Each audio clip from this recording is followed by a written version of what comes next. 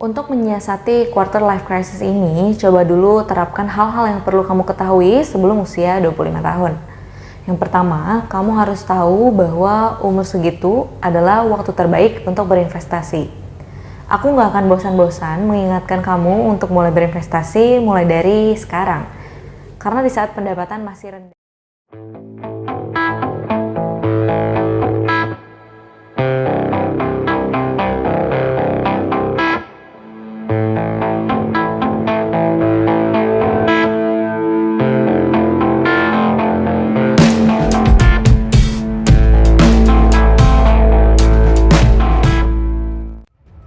Investing with prudent management lebih aman di sini.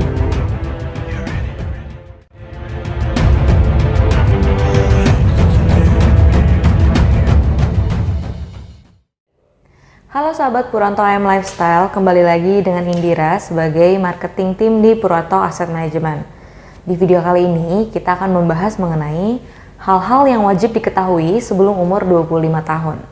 Pastikan kamu sudah subscribe YouTube Purwanto AM Lifestyle untuk konten edukasi lainnya ya.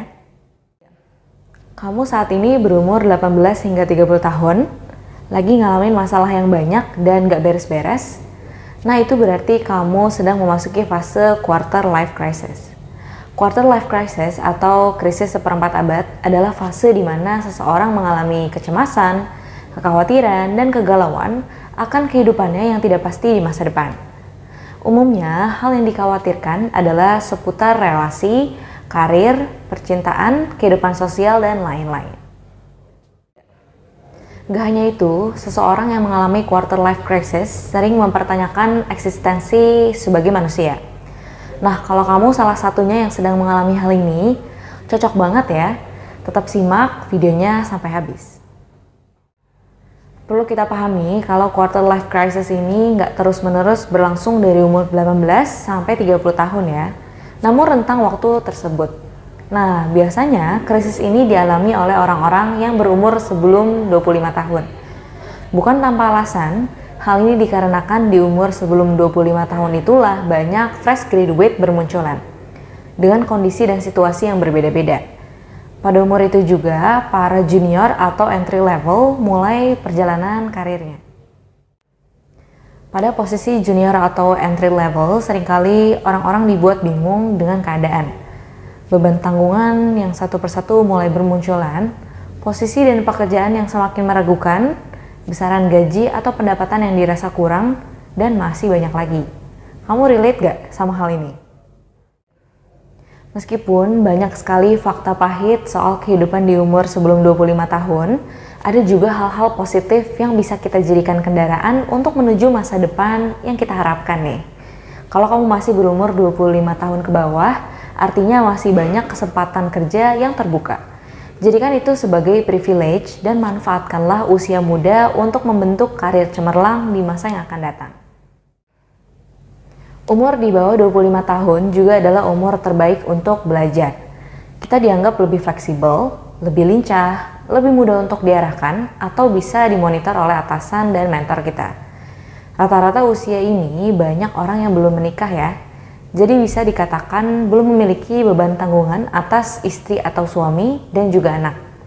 Meskipun tidak sedikit juga yang sudah menanggung beban orang tua dan saudaranya.